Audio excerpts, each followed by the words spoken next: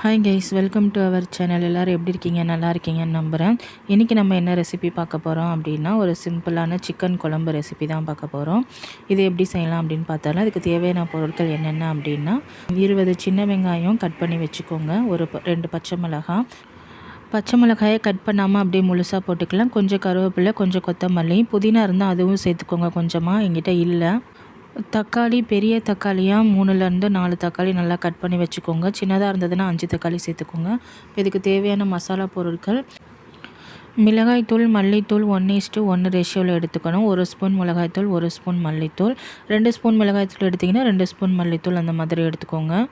அது கூடவே 1/2 ஸ்பூன் மஞ்சத்தூள், 1 ஸ்பூன் கறி மசாலா, 1 ஸ்பூன் ஜீரகத்தூள். அவ்வளோதான் இதுக்கு தேவையான மசாலா பொருட்கள்.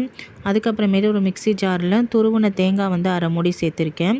இது கூடவே நம்ம 1 ஸ்பூன் கசகசா சேர்த்துக்கலாம். அதுக்கப்புறமேட்டு 1 ஸ்பூன் சோம்பு சேர்த்துக்கலாம். இது எல்லாத்தையும் சேர்த்துட்டு மிக்சியில் நல்லா பேஸ்ட்டாக அரைச்சி நம்ம குழம்புல கடைசியாக ஆட் பண்ணணும். இப்போதைக்கு இதை ரெடி மட்டும் பண்ணி தனியாக எடுத்து வச்சுக்கலாம்.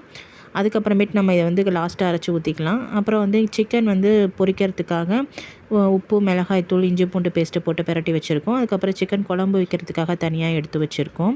அவ்வளோதான் இதுக்கு தேவையான பொருட்கள் எல்லாமே.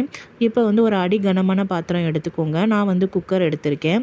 அதில் தேவையான அளவுக்கு எண்ணெய் சேர்த்துக்கலாம். எண்ணெய் சேர்த்ததுக்கப்புறமேட்டு ஒரு பட்டை, கிராம்பு, ஒரு ஏலக்காய், ஒரு மராட்டி மொக்கு. உங்கள்கிட்ட கல்பாசி இருந்துச்சுன்னா சேர்த்துக்கோங்க. இன்றைக்கி என்கிட்ட இல்லை, அதனால் நான் சேர்க்கலை.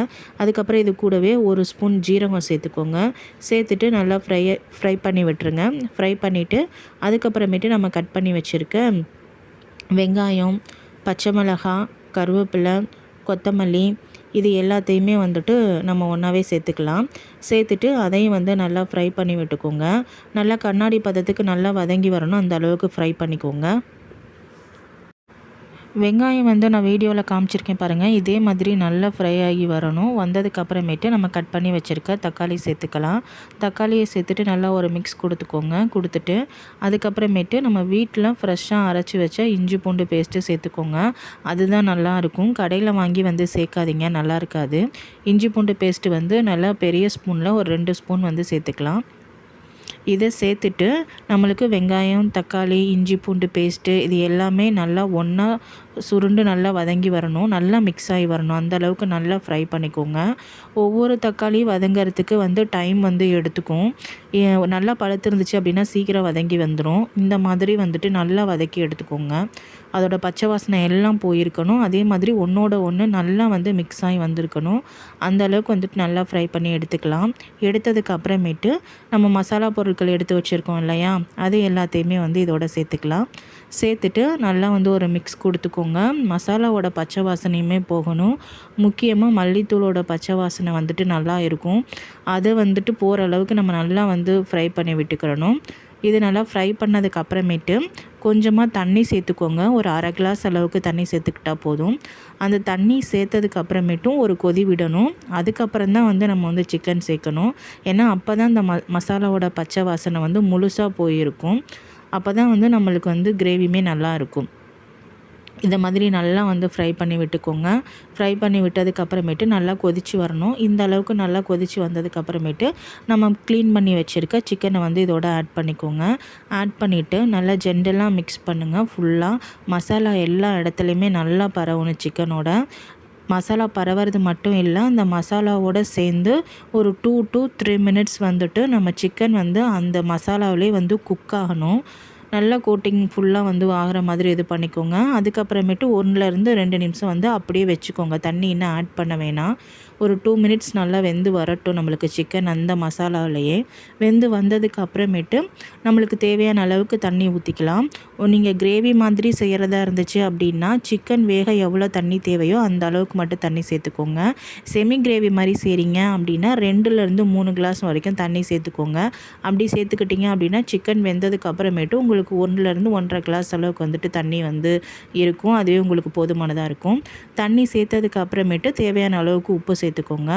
நான் இன்றைக்கி வந்து குழம்பு மாதிரி வைக்கிறதுனால ஒரு 5லேருந்து 6 கிளாஸ் நல்லா தாராளமாகவே தண்ணி சேர்த்துக்கிட்டேன். சேர்த்துட்டு நல்லா மிக்ஸ் பண்ணி விடுங்க. நம்ம உப்பு வந்து கல் உப்பு தான் சேர்க்கணும், அப்போ தான் நல்லாயிருக்கும். சேர்த்துட்டு அதுக்கப்புறமேட்டு அப்படியே விட்டுருங்க, மூடி போட வேணாம். ஒரு 5 மினிட்ஸ் அப்படியே கொதிக்கட்டும். கொதித்ததுக்கப்புறமேட்டு இங்கே பாருங்கள், இந்த மாதிரி சைடில் ஓரமாக எண்ணெய் பிரிஞ்சு வரும். அந்த பிரிஞ்சு வந்ததுக்கு அப்புறமேட்டு நீங்கள் வந்து மூடி போட்டுக்கோங்க.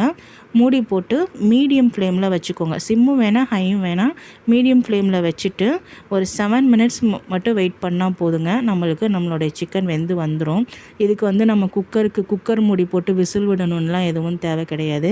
அதே மாதிரி ஃபுல்லாக மூடி போட்டு வேக வச்சிட்ருக்கணும்லாம் எதுவும் இல்லை. வந்து நம்மளுக்கு 5 மினிட்ஸ்லேயே வெந்து வந்துடும். நீங்கள் தேங்காய் ஆட் பண்ணணும் அப்படின்னா ஆட் பண்ணிக்கலாம். இந்த ஸ்டேஜில் உங்களுக்கு தேங்காய் வேணாம் அப்படின்னா, உங்களுக்கு தேங்காய் ஃப்ளேவர் பிடிக்காது அப்படின்னா அப்படியே கூட நீங்கள் வந்து மல்லி இலை தூவி கொஞ்சம் 1/2 ஸ்பூன் கரம் மசாலா போட்டு மிக்ஸ் பண்ணி ஒரு கொதி விட்டு இறக்கிக்கிட்டீங்க அப்படின்னா வந்துட்டு முடிஞ்சிடும் குழம்பு இங்கனையே. இல்லை உங்களுக்கு வந்துட்டு தேங்காய் பிடிக்கும் அப்படின்னா நீங்கள் வந்து தேங்காய் வந்து சேர்த்துக்கலாம். நான் சொன்னேன் இல்லையா, தேங்காவோட 1 ஸ்பூன் சோம்பு, 1 ஸ்பூன் கசகசா, இது எல்லாத்தையும் நல்லா நைஸாக பேஸ்ட்டாக அரைச்சி நம்ம லாஸ்ட்டாக வந்து இந்த மாதிரி சிக்கன் வெந்ததுக்கப்புறமேட்டு ஆட் பண்ணிக்கலாம். ஆட் பண்ணிவிட்டு ரொம்ப நேரம் கொதிக்க வைக்க தேவையில்லை, ஒரு 2 நிமிஷம் கொதிக்க வச்சா போதும். அட் லாஸ்ட் நம்ம வந்து 1/2 ஸ்பூன் கரம் மசாலா சேர்த்துக்கோங்க. 1/2 ஸ்பூன் மட்டும் போதும், அதிகமாக சேர்த்துற வேணாம். அதுக்கப்புறமேட்டு நம்ம வந்து ஃப்ரெஷ்ஷான கொத்தமல்லியை நல்லா பொடி பொடியாக நறுக்கி மேலே வந்து தூவிட்டு அடுப்பை ஆஃப் பண்ணிட்டோம் அப்படின்னா முடிஞ்சது, நம்மளுக்கு குழம்பு ரெடி ஆகிடும். அவ்வளோதான். இந்த வீடியோ உங்களுக்கு யூஸ்ஃபுல்லாக இருக்கும்னு நம்புகிறேன். மறக்காமல் நம்ம வீடியோவுக்கு ஒரு லைக் கொடுங்க. நம்மளுடைய சேனலை சப்ஸ்கிரைப் பண்ணி வச்சுக்கோங்க. செஞ்சு பார்த்துட்டு எப்படி உங்களுக்கு வந்துச்சுன்னு சொல்லிட்டு கமெண்ட்டில் சொல்லுங்கள். தேங்க்யூ.